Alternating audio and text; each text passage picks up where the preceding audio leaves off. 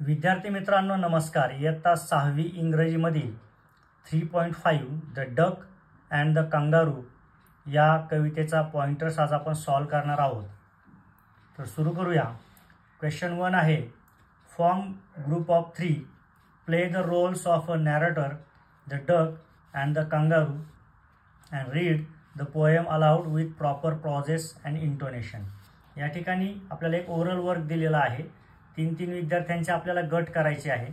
त्यापैकी एकाने प्रत्येक गटामध्ये निवेदक बनायचं आहे, एकाने बदक आणि एकाने कांगारू बनायचं आहे। आणि ही जी कविता आहे ही योग्य विराम व आवाजातील चढ उतारासह मोठ्याने म्हणायची आहे। तर हे ओरल वर्क आहे, हे वर्गामध्ये आपण करायचं आहे। दुसरा प्रश्न पाहूया। Read aloud the following words, note the difference in the long and the short vowel sounds. या ठिकाणी आपल्याला काही शब्द दिलेले आहेत। इथे ऱ्हस्व आणि दीर्घ स्वर आलेले आहेत। त्यातील जे ध्वनी आहेत त्यातील फरकाकडे आपल्याला लक्ष द्यायचं आहे। जसं मराठीमध्ये आपण पहिली वेलांटी दुसरी वेलांटी, पहिला उकार दुसरा उकार, म्हणजेच ऱ्हस्व आणि दीर्घ उकार, ऱ्हस्व आणि दीर्घ वेलांटी असते, त्यानुसार उच्चारामध्ये फरक पडतो। तसंच इथे सुद्धा फरक पडलेला आहे, ते व्यवस्थित पाहायचं आहे। आता FIT फिट, इथे ऱ्हस्व उच्चार आहे फिट, आणि इथे मात्र feet, sit seat, tick tick, beat beat, pick peak, lick leak, hit heat, chick cheek. अशा पद्धतीने ऱ्हस्व उच्चार आणि दीर्घ उच्चार हा याच्यामध्ये फरक येतो। त्यानुसार थोडंसं स्पेलिंगमध्ये सुद्धा फरक आहे। हा उच्चारातील बदल व्यवस्थित लक्षात घ्या। पुढे find other pairs of words with long and short sounds. अशाच प्रकारचे आणखी काही शब्द आपल्याला शोधायचे आहेत। एक उदाहरण त्यांनी दिलेलं आहे, पेन पेन। तर आपण इथे काही शब्द शोधून लिहिलेले आहेत, त्याचं वाचन करूया। Sell sale, it eat, let late, full fool, fill feel, mill meal, live leave, pill peel.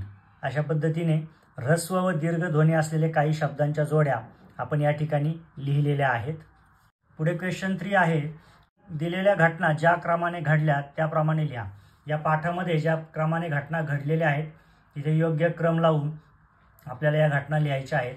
तर सुरू करूया। सगळ्यात पहिल्यांदा the duck lived in a pond ही घटना होती। त्यानंतर the duck was bored, duck हा बोर झाला होता, कंटाळला होता। The duck decided to talk to the kangaroo, कांगारूशी बोलायचं असं डकने म्हणजे बदकाने ठरवलं।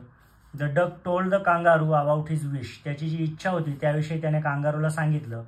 The kangaroo thought about it, कांगारूने त्यावर विचार केला। The kangaroo agreed to take the duck with हिम, आणि कांगारू बदकाला आपल्यासोबत नेण्यासाठी तयार झाला।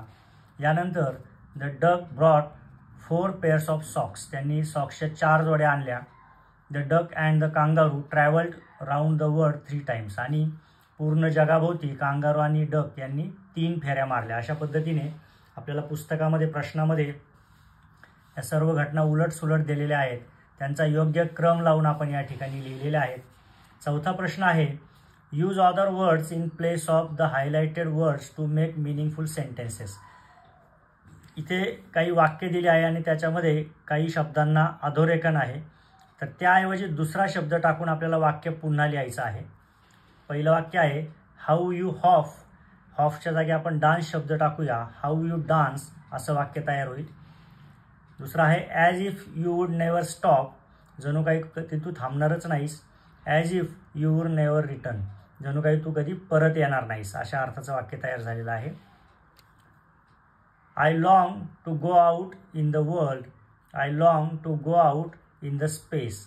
इथं आउट इन द वर्ल्ड ऐवजी आपण आउट इन द स्पेस असे शब्द समूह वापरलेले आहेत। पुढे, I wish I could hop like you, I wish I could sing like Pandit Mahesh Kale, Mahesh Kale यांच्याप्रमाणे मला गाता आलं असतं तर अशी माझी इच्छा आहे। अशा पद्धतीने आपल्याला दिलेली वाक्य त्यातील अंडरलाईन केलेल्या शब्दाच्या जागी वेगळा शब्द वापरून आपण ती वाक्य पुन्हा लिहिलेली आहेत। पुढील वाक्य आहे, who so happy oh who as the duck and the kangaroo. या ठिकाणी हॅपीच्या ऐवजी आपण वेगळा शब्द वापरून आपल्याला हे वाक्य लिहायचं आहे। तर आपण हॅपी ऐवजी फॉर्च्युनेट हा शब्द वापरूया।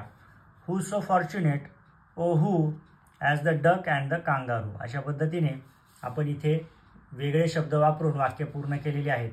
पुढे एक आपल्याला गेम सांगितलेला आहे, तो गेम समजून घेऊया. तो गेम आपल्याला वर्गामध्ये खेळायचा आहे. टुरिस्ट अँड सिटिझन्स म्हणजेच प्रवासी आणि नागरिक.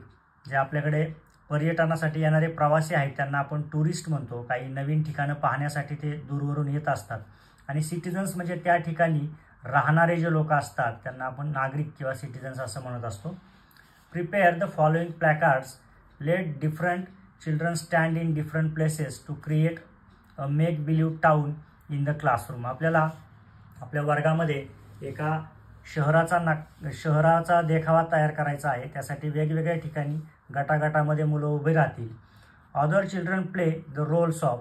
आणि बाकीची जी मुलं आहेत काही ती वेगवेगळ्या भूमिका करतील. त्या भूमिका कोणत्या असतील तर काही जण सिटिझन्स असतील म्हणजे नागरिक असतील आणि काही जण टुरिस्ट असतील पर्यटक असतील. The tourist enquire about the route to different places in the town and the citizens guide them. आता आपण नेहमी पाहतो की टुरिस्ट किंवा पर्यटन करणारे जे पर्यटक असतात ते नेहमी नवीन जागी गेले की पत्ते विचारत असतात. तर तसाच देखावा आपल्याला इथे करायचा आहे. जे टुरिस्ट बनलेली मुलं आहेत ती सिटिझन्सला म्हणजे नागरिकांना वेगवेगळ्या ठिकाणाचे पत्ते विचारतील. They may also exchange more information about the places. आणि जे सिटिझन्स आहेत ते त्यांना गाईड करतील, त्यांना माहिती देतील. ही माहिती देत असताना ते आणखी माहिती देऊ शकतात प्रश्नांच्या व्यतिरिक्त. त्यासाठी त्या शहरामधील वेगवेगळी जी ठिकाणं आहेत त्यांच्या संदर्भात आपल्याला माहिती द्यावी लागेल. तर ही ठिकाणं असतील garden, hospital, factory, stadium, bank, museum, library, theatre, school, zoo, art gallery, old market place. या सर्व ठिकाणांविषयी सिटिझन्सनी टुरिस्ट यांना माहिती द्यायची आहे. याचबरोबर ओल्ड पॅलेस, कॉलेज, लॅबोरेटरी याचीसुद्धा माहिती देऊ शकतात. You may use your imagination to give names to the above places. आता ही जी वरच्या जागा आहेत त्यांना आपण वेगवेगळी नावं देऊ शकतो. समजा गार्डन आहे तर त्याला एम्पायर गार्डन आपण म्हणू शकतो. एखादं हॉस्पिटल आहे त्या हॉस्पिटलला एखादं नाव देऊन सांगू शकतो. फॅक्टरीचं एखादं नाव ठेवू शकतो. स्टेडियमला एखादं नाव ठेवू शकतो. जसं मुंबईमध्ये वानखेडे स्टेडियम आहे. अशा प्रकारे वेगवेगळी या सर्वांना नावं ठेवूनसुद्धा सिटिझन्स झालेले विद्यार्थी टुरिस्ट यांना माहिती देतील. अशा प्रकारे हा खेळ खेळायचा आहे. यानंतर लर्निंग अबाउट लँग्वेजचा भाग आहे. इथे आपल्याला थोडासा व्याकरणासंदर्भात अभ्यास करायचा आहे. तर आपण शिकणार आहोत ॲडव्हर्ब्स म्हणजेच क्रियाविशेषण अव्यय. क्रिया कशी घडली ही माहिती जो शब्द देतो त्याला क्रियाविशेषण अव्यय असं म्हणतात. Read aloud the following sentences. खालील वाक्य मोठ्याने वाचा. I have thought over that completely. मी त्यावर पूर्णपणे विचार केलेला आहे. या ठिकाणी कम्प्लिटली हे कसा विचार केला हे सांगत आहे. पूर्णपणे विचार केलेला आहे. त्यामुळे कम्प्लिटली हा जो वर्ड आहे हा या ठिकाणी ॲडव्हर्ब आहे. The socks fit my feet neatly. पायमोजे माझ्या पायामध्ये व्यवस्थितपणे बसतात. इथे व्यवस्थितपणे म्हणजेच नीटली हे कसे बसतात याचं वर्णन करतात. त्यामुळे नीटली हे ॲडव्हर्ब आहे. Balance me well sit steady so they went away. या ठिकाणी वेल स्टेडी अवे ही क्रिया कशी घडली याविषयी माहिती देत आहेत. त्यामुळे हे सर्व ॲडव्हर्ब्स आहेत, क्रियाविशेषण अव्यय आहेत. The underline words are known as adverbs. म्हणजे अधोरेखित जे शब्द आहेत वरती ते सगळे क्रियाविशेषण अव्यय आहेत. And adverb is a word that tell us something more about the word. Adverb हा असा शब्द असतो की तो आपल्याला क्रिया कशी घडली याविषयी काहीतरी माहिती देत असतो. इथे एक्झाम्पल दिलेलं आहे. Sprinkle them gently, stair it nicely. अशा पद्धतीने इथे नाईसली, जेंटली हे ॲडव्हर्ब्स आलेले आहेत. वरील वाक्यात अधोरेखित केलेले शब्द ॲडव्हर्ब्स म्हणजेच क्रियाविशेषणे अव्यय आहेत. वर्ब्स विषयी अधिक माहिती देणारा शब्द ॲडव्हर्ब असतो. And adverb may give us more information about. Adverb फक्त आपल्याला क्रियापदाची माहिती देतो असं नाही आहे, तर तो आपल्याला ॲडजेक्टिव्हची सुद्धा माहिती देतो. हे वाक्य पाहूया. You are too kind. तू इतका दयाळू आहेस. या ठिकाणी दयाळू हे विशेषण आहे आणि या विशेषणाची माहिती पुन्हा टू काइंड म्हणजे टू देत आहे. तू इतका दयाळू आहेस. या ठिकाणी इतका या अर्थाने टू आलेला आहे. तेव्हा इथे टू हा शब्द क्रियेची माहिती न देता विशेषणाची माहिती देत आहे. त्यामुळे ॲडव्हर्ब कधी कधी विशेषणाची माहिती देतं. त्याचप्रमाणे अनदर ॲडव्हर्ब दुसऱ्या एखाद्या ॲडव्हर्बची सुद्धा ते माहिती देतं. उदाहरण पाहूया. दे रॅन व्हेरी फास्ट. या ठिकाणी दे रॅन फास्ट असं सुद्धा वाक्य होईल. ते कसे पळाले तर फास्ट पळाले. पण खूप फास्ट, खूप जोरात पळाले. दे रॅन फास्ट म्हणजे ते जोरात पळाले, परंतु दे रॅन व्हेरी फास्ट म्हटलं तर ते खूप जोरात पळाले. या ठिकाणी व्हेरी हा कसे फास्ट तर व्हेरी फास्ट. इथे फास्ट ऑलरेडी ॲडवर्ब आहे, या ॲडवर्बची माहिती हे ॲडवर्ब देत आहे. अशा प्रकारे ॲडवर्ब कधीकधी विशेषणांची अधिक माहिती देतं, कधीकधी दुसऱ्या ॲडवर्बची सुद्धा अधिक माहिती देतं. काही वेळा ॲडवर्ब आपल्याला ॲडजेक्टिव्ह म्हणजे विशेषण आणि दुसऱ्या एखाद्या ॲडवर्ब यांची अधिक माहिती देऊ शकते. इथे आपण उदाहरणं त्याचीच पाहिलेली आहेत. Many adverbs end with ly. आता बऱ्याचदा इंग्रजीमध्ये जी ॲडवर्ब्स असतात ती ly ने शेवट होतात. या ठिकाणी आपण पाहिली जेंटली, नाईसली, त्यानंतर इथे नीटली, कम्प्लिटली, ही जी ॲडवर्ब्स आहेत ही ly ने त्यांचा शेवट झालेला आहे. बऱ्याचदा ॲडवर्बचा शेवट ly ने होतो. प्रत्येक वेळी होईल असं नाही, परंतु बऱ्याचदा ly ने ॲडवर्बचा शेवट होतो. इथे 2 उदाहरणं सुद्धा आपण घेतलेली आहेत. हॅप्पी हे विशेषण आहे, ॲडजेक्टिव्ह आहे, त्याचा ॲडवर्ब होतं हॅपीली, ly शेवटी आलेला आहे. बोल्ड, बोल्डली शेवटी ly आलेला आहे. अशा पद्धतीने आपण ॲडवर्ब म्हणजे काय, ॲडवर्ब कशाची माहिती देतं हे इथं उदाहरणासह त्याचा आपण अभ्यास केलेला आहे. तो सर्व व्यवस्थित समजून घ्या. या ठिकाणी आपला पॉइंटर्स पूर्ण होत आहे.